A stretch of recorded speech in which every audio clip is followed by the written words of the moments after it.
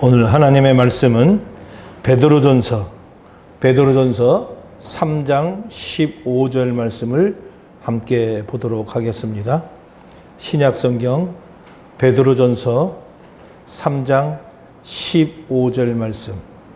너희 마음에 그리스도를 주로 삼아 거룩하게 하고 너희 속에 있는 소망에 관한 이유를 묻는 자에게는 대답할 것을 항상 준비하되 온유와 두려움으로 하고. 아멘. 오늘 저는 베드로전서 3장 15절의 말씀을 통해서 소망에 관한 이유를 묻는 자들에게 라고 하는 제목으로 오늘 이 시간 함께 하도록 하겠습니다. 오늘 우리가 묵상할 말씀은 베드로전서 3장 15절 말씀입니다. 이 말씀은 초대교회 성도들이 박해와 어려움 가운데 살아가던 그 시기에 주어지었던 말씀이었습니다. 당시 그리스도인들은 사회적으로 인정을 받는 사람들이 아니었었습니다. 오히려 조롱과 비난을 받았고 때로는 생명의 위협까지 경험을 해야 했던 것이죠. 그럼에도 불구하고 사람들은 그들을 보면서 이상하게 생각했어요. 왜냐하면 그런 고난 가운데서도 그들은 무너지지 않았기 때문에 그렇습니다. 핍박을 받아도 믿음을 버리지 않았고요. 그 어려움 속에서도 그들은 평안을 잃지 않았어.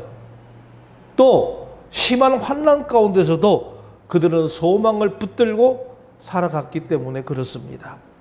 그래서 많은 사람들이 묻게 되었습니다. 당신들은 왜 그렇게 희망을 잃지 않습니까? 당신들은 무엇을 믿기에 그렇게 담대합니까?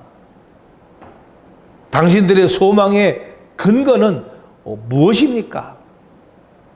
베드로는 오늘 그 질문에 대한 답을 준비하라고 그렇게 말씀하고 있는 거예요.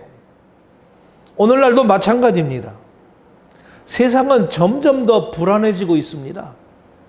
경제적인 어려움, 전쟁과 갈등, 질병과 재난, 또 서로 인간의 관계의 문제와 그리고 미래에 대한 두려움 속에서 많은 사람들이 소망을 잃어가고 있다는 것이죠. 그런데 성도들도 그런 세상 속에서도 흔들리지 않고 살아간다면 사람들은 반드시 질문하게 될 것입니다. 당신은 왜 절망하지 않습니까? 당신은 왜 그렇게 평안하십니까? 도대체 당신은 무엇을 믿고 살아갑니까? 그때 우리는 대답할 수 있어야 한다는 것이죠. 나의 소망은 예수 그리스도께 있습니다. 라고요. 그래서 오늘 본문을 통해서 저는 세 가지의 중요한 영적 교훈을 발견하며 함께 나누려고 합니다. 첫째는 참된 소망은 그리스도를 주로 모실 때 시작이 된다는 것이고, 둘째는 성도는 소망의 이유를 설명할 준비가 되어 있어야 된다는 것입니다. 그리고 세 번째는 우리는 온유와 두려움으로 복음을 전해야 된다는 것입니다. 오늘 우리는 이 말씀을 통해 우리 안에 있는 소망이 더욱 견고해지고 세상 가운데 복음의 증인으로 살아가는 우리 모두가 되시기를 주님의 이름으로 축원합니다. 첫 번째 얻을 수 있는 영적 교훈은 참된 소망은 그리스도를 주로 모신다고, 그렇게 모시면서 시작이 된다고 했습니다. 오늘 본문은 먼저 이렇게 말합니다.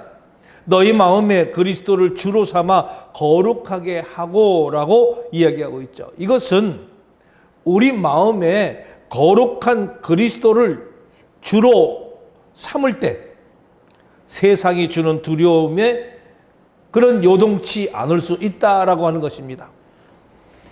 오늘 베드로는 소망을 설명하기 전에 먼저 마음의 중심의 이야기를 하고 있는 거예요. 왜냐하면 참된 소망은 환경에서 나오는 것이 아니라 예수님으로부터 나오기 때문에 그렇습니다. 사람들은 보통 소망을 환경에서 찾죠. 돈이 많으면 소망이 있을 것이라고 생각을 합니다. 건강하면 소망이 있을 것이라고 생각합니다. 좋은 직장을 가지면 소망이 있을 것이라고 생각합니다. 어떤 문제가 해결되면 행복할 것이라고 생각합니다. 그러나 그런 소망은 오래가지 못한다는 것이죠. 여러분, 건강도 변할 수가 있습니다. 오늘 건강하다가 내일 아플 수도 있어요. 재산도 오늘 많다가 내일 사라질 수도 있습니다. 사람들도 떠날 수가 있습니다. 직장도 하루아침에 부도가 나고 늘어날 수가 있습니다. 세상의 형편도 언제든지 달라질 수가 있습니다. 우리가 의지했던 것들이 한순간에 무너질 때도 있습니다. 세상은 모든 것이 변합니다. 변한 것에 소망을 두면 결국 실망하게 됩니다. 그러나 예수 그리스도는 변하지 않아요. 히브리서 13장 8절을 보십시오. 예수 그리스도는 언제나 오늘이나 영원토록 동일하시니라, 이렇게 말씀을 하십니다. 사람의 사랑은 변할 수 있지만 주님의 사랑은 변하지 않는다는 것입니다. 사람의 약속은 깨질 수 있지만 하나님의 약속은 반드시 이루어집니다. 기업은 부도날 수 있고 세상은 흔들릴 수도 있고 대한민국도 망할 수가 있습니다. 그러나 하나님의 나라는 흔들리지 않습니다. 망하지 않습니다. 그래서 성도의 소망은 환경이 아니라 바로 예수 그리스도 자신이라고 하는 것이죠. 그래서 오늘 본문은 그리스도를 주로 삼으라고 이렇게 말씀합니다. 여기서 주라는 말은 단순한 호칭이 아니에요. 주라는 말은 삶의 주인이라고 하는 의미입니다. 여기서 중요한 것은 앞으로 우리 마음에 누구를, 우리 삶에 누구를 주인으로 모실 것인가 하는 것이에요. 예수님을 주로 모신다는 것은 내 인생의 모든 결정권을 주님께 드린다라고 하는 것입니다. 내 계획보다 주님의 뜻을 우선하는 것입니다. 내 욕심보다 하나님의 나라를 먼저 구하는 것입니다. 내 생각과 판단보다는 하나님의 말씀을 신뢰하는 것입니다. 우리 신앙인들을 보게 되면 모두가 자기의 뜻을 이루기 위해서 열심히 노력합니다. 근데 성경은 자신의 일을, 우리 개인의 뜻을 이루기 아니라 하나님의 뜻을 이루기 위해서 너를 사용한다는 것이죠.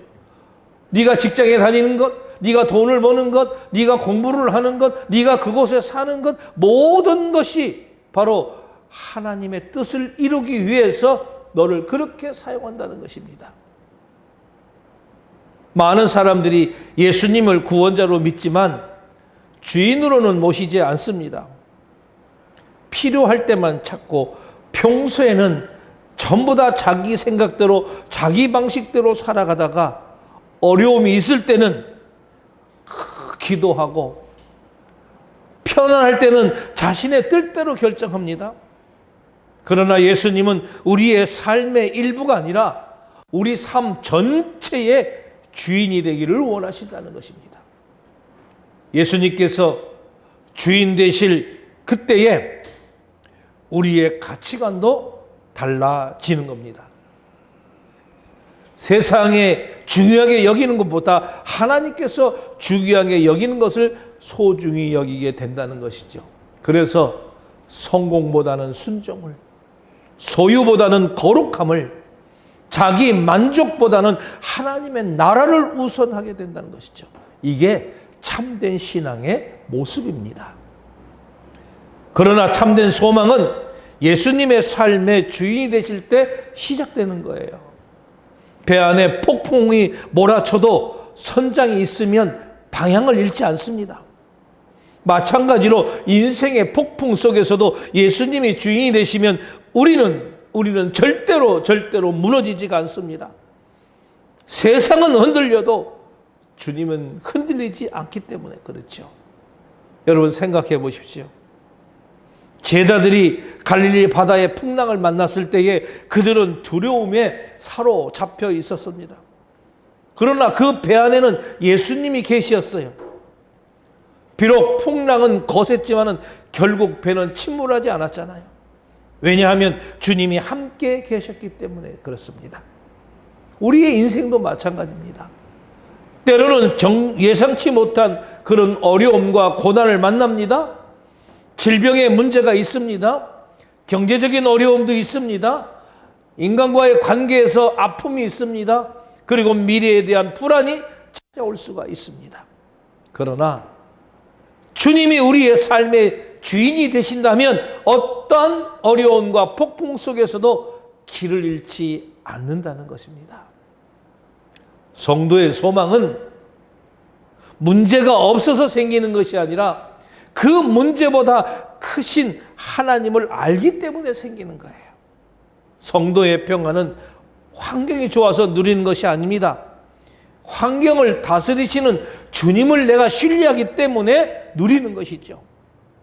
그러므로 우리는 첫 번째 질문은 이것입니다. 나는 정말 예수님의 내 삶의 주인으로 내가 모시고 있는가라고 하는 거예요. 나는 중요한 어떤 결정을 할 때 하나님의 뜻을 먼저 구하고 있는가? 나는 예수님을 필요할 때만 찾는 분이 아니라 내가 매일매일 순종해야 할 주님을 모시고 있는가? 우리 이 질문 앞에 자신을 한번 돌아보아야 할 것입니다.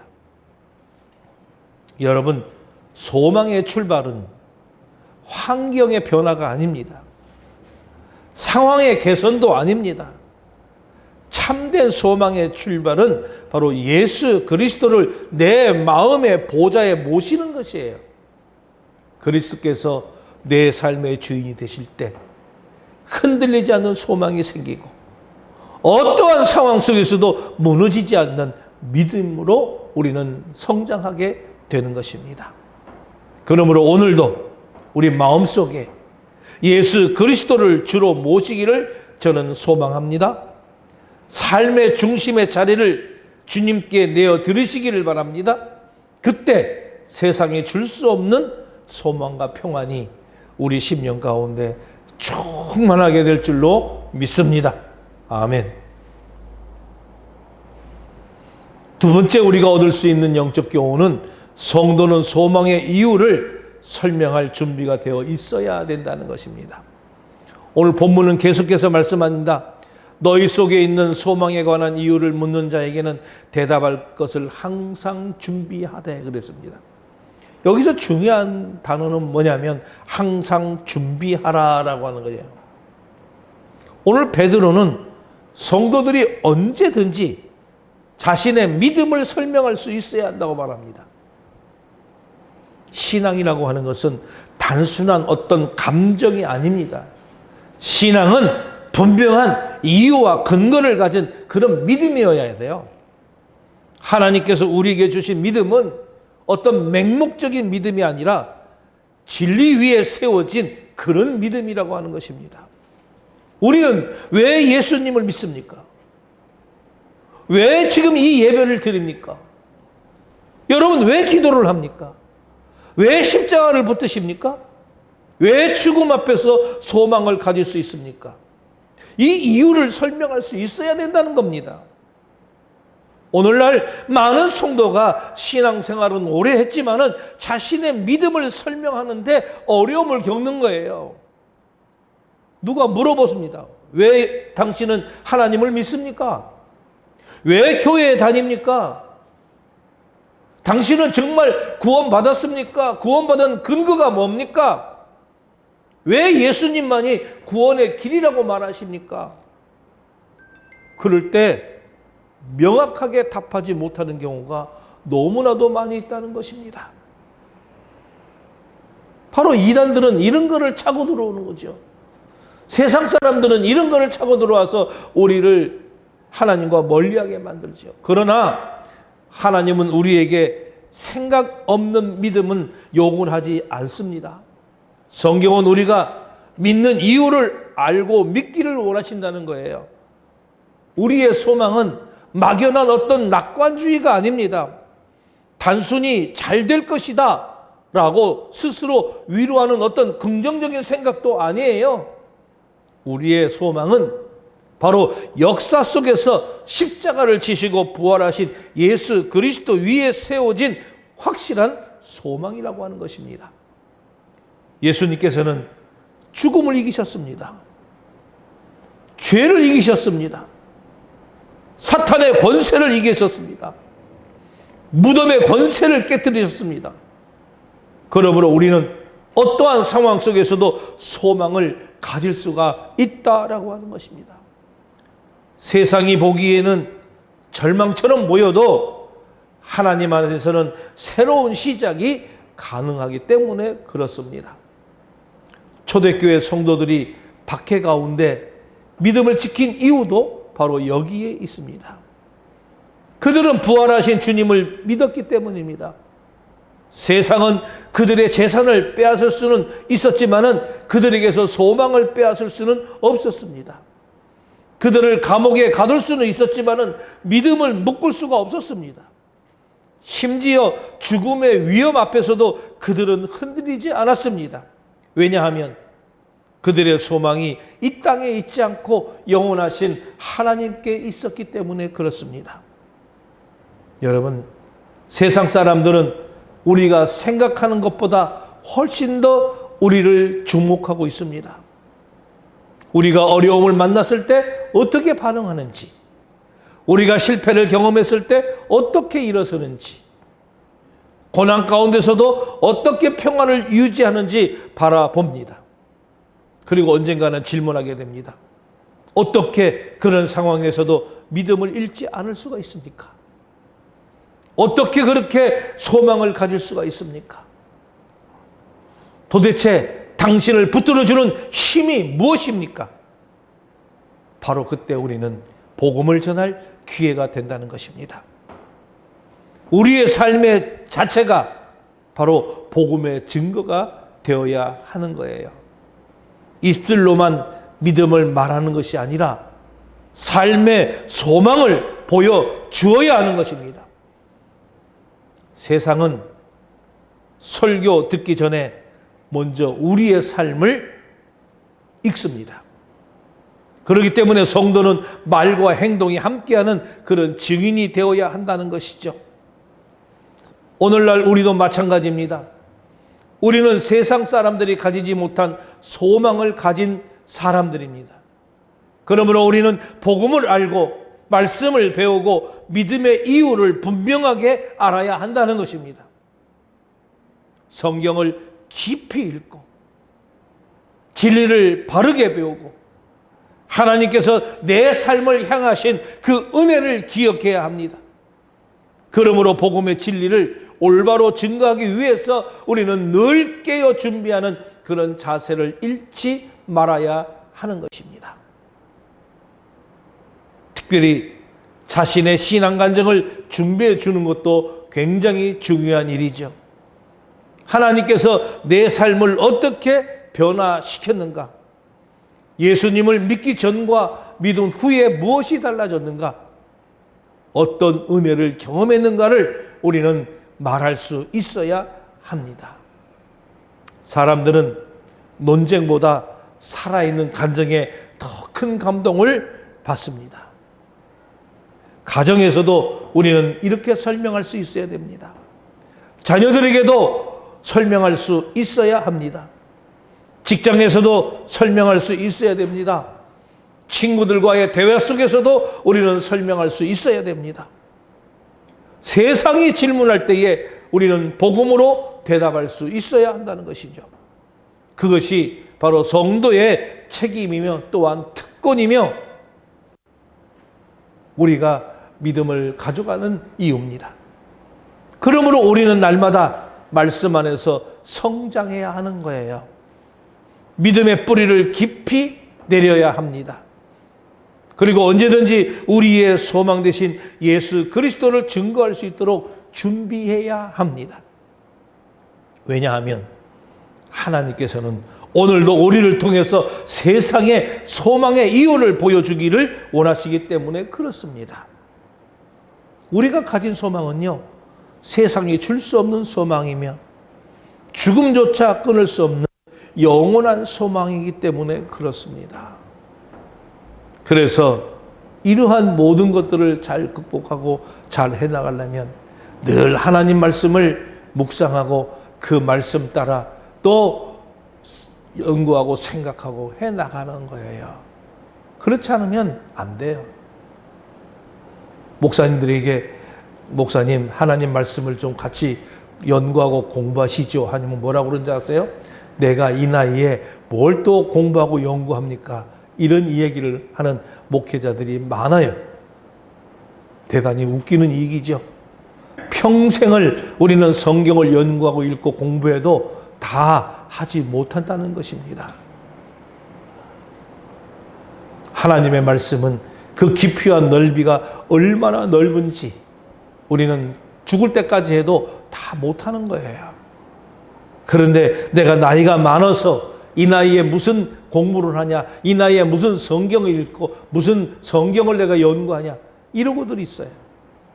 한심하기 그지없는 것이죠. 세 번째, 우리는 온유와 두려움으로 복음을 전해야 합니다. 오늘 본문은 마지막으로 매우 중요한 태도를 우리에게 말씀합니다. 오늘날 말하면 복음 전하는 자의 자세에 대한 그런 교훈을 하고 있겠죠. 바로 무슨 교훈입니까? 온유와 두려움으로 하고 있겠습니다. 그런데 우리가 알아야 될 것은 여기 두려움이라고 하는 것은 헬라어로 포부라는 말인데 이 사람을 무서워서 두려워하는 그런 뜻이 아닙니다. 여기에 두려움은 하나님을 신뢰하고 경외하는 그런 마음을 의미하는 거예요. 그러니까 어떤 자기 주장이나 감정이 배제되는 것을 요구합니다.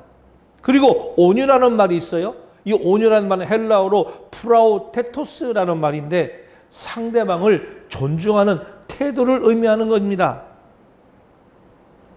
그래서 정말 그 상대방을 존중하며 친절하게, 더 부드럽게, 겸손하게 이렇게 복음을 전하는 것은 논쟁에서 이기는 것이 아니에요. 상대방을 굴복시키는 것도 아닙니다. 사랑의 진리를 전하는 것입니다. 안타깝게도 때로는 복음을 전하면서도 공격적인 태도를 보이는 경우가 너무나도 많아요. 자신의 신앙 지식을 자랑하거나 상대방의 생각을 무시하는 태도로 접근할 때도 있습니다. 그러나 그런 방식은 사람의 마음을 열기보다는 오히려 닫게 만들고 있습니다. 복음의 진리는 분명해야 하지만 그것을 전하는 태도는 반드시 사랑과 겸손으로 나타나야 된다는 것입니다. 예수님께서는 온유하셨습니다. 예수님은 죄인을 정죄하기보다는 품었습니다. 세리와 창녀도 만나 주셨습니다. 상처 입은 사람들을 위로하셨습니다. 사마리아 여인과의 대화하셨고 사회적으로 소외된 그런 사람들에게 먼저 다가갔습니다. 예수님은 진리를 말씀하셨지만 언제나 사랑으로 말씀하셨습니다. 그래서 사람들은 예수님의 말씀 속에 정죄가 아니라 바로 생명의 길을 발견하게 된 것이죠. 그러므로 우리도 예수님의 방법으로 복음을 전해야 합니다. 온유함은 약함이 아니라 바로 사랑으로 진리를 전하는 힘입니다. 상대방의 이야기를 들어줄 줄 아는 그 마음이지요. 정죄보다 이해하려는 태도가 있습니다. 비난보다는 좀 더 품어주려고 하는 그런 자세입니다. 때로는 말보다 먼저 사랑의 행동이 필요할 때도 있습니다. 진심 어린 관심과 섬김은 복음을 전할 수 있는 귀한 통로가 되는 것입니다. 특별히 오늘날과 같이 갈등과 분열이 많은 시대는 더욱 그렇습니다. 사람들은 강한 주장보다 진실한 사랑에 마음을 엽니다.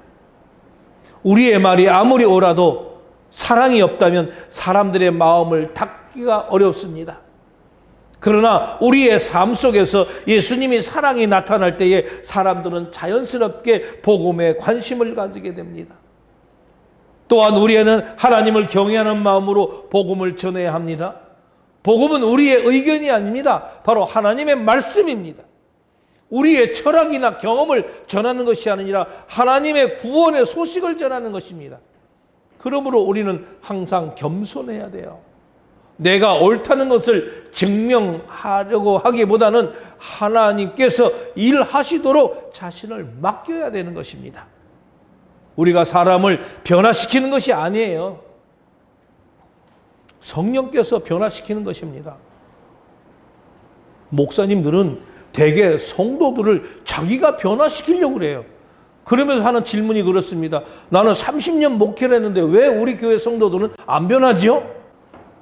우리는 씨를 뿌리는 사람일 뿐입니다. 열매 맺게 하시는 분은 하나님이십니다.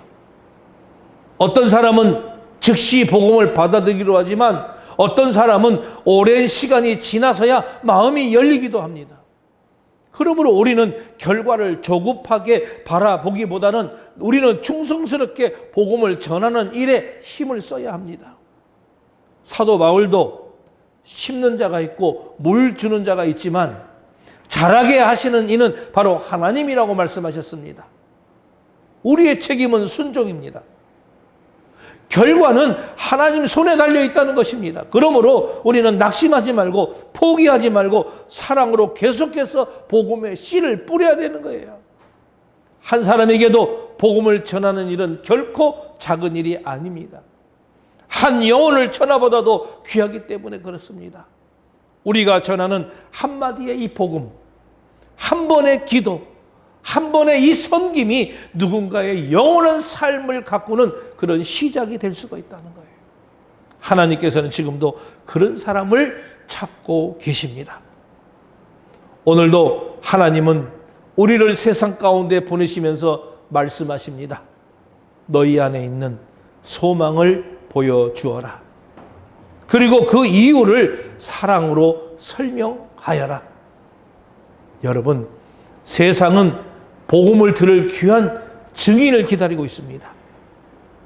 우리의 가정에서도 직장에서도 이웃 가운데서도 만나는 모든 사람들 앞에서 그리스도의 향기를 나타내는 삶을 살아가시기를 소망하고 바랍니다. 온유함과 겸손함으로 그리고 하나님을 경외하는 그 마음으로 복음을 전하는 우리 모두가 되시기를 소망합니다.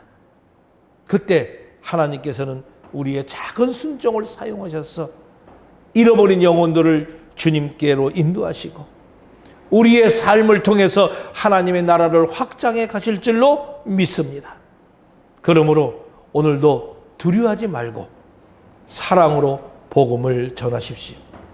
우리 안에 있는 소망의 이유를 삶을 보여주시고 입술로 우리는 증거하며 온유와 두려움으로 하나님의 사랑과 의를 올바로 증거하는 신실한 복음의 증인으로 주님의 복음을 전하는 저와 여러분 되시기를 간절히 소망합니다. 결론적으로 오늘의 말씀을 정리해 봅니다. 여러분, 오늘날 세상은 점점점 더 불안해지고 있습니다. 사람은 돈이 많아졌죠. 주식이 올라고 코스닥이 오르고 하니까 막 투자한 사람들은 돈이 굉장히 많아졌어요. 그런 반면에 소망은 잃어가고 있습니다. 정보는 많아지지만 그 안에서 진리를 찾지 못하고 있습니다. 관계는 많아졌지만 마음은 더욱 외로워져 가고 있습니다. 바로 이런 시대에 하나님은 이 교회를 세상의 소망으로 부르신 것이죠. 우리는 절망하는 사람이 아니라 소망을 말하는 사람입니다. 우리는 두려움을 버티는 사람이 아니라 믿음을 전하는 사람들입니다. 어두움을 이야기하는 사람이 아니라 빛을 전하는 사람입니다. 그러므로 우리의 삶을 통해서 사람들이 질문하게 만드십니다. 당신은 왜 그렇게 평안하십니까? 당신은 왜 그렇게 소망이 있습니까? 당신은 무엇을 믿고 살아갑니까? 그때 우리는 담대하게 대답할 수 있어야 됩니다. 나의 소망은 예수 그리스도이십니다. 예수님께서 나의 죄를 위해서 죽으셨고 부활하셨습니다. 예수님께서는 지금도 나와 함께 하시며 영원한 생명을 주셨습니다. 라고요 이야기할 수 있어야 됩니다. 여러분, 그리스도를 마음의 주로 모시기를 바랍니다. 소망이 소망의 이유를 준비하십시오. 온유와 경외함으로 복음을 전하십시오. 그때 하나님께서는 여러분들의 삶을 통해서 많은 영혼들에게 소망의 빛을 비추게 하시고 여러분들의 가정과 교회와 삶을 복음의 통로로 사용해 주실 줄로 믿습니다. 주 안에서 흔들리지 않는 소망을 품고 살아가는 저와 여러분 되시기를 주님의 이름으로 축원합니다.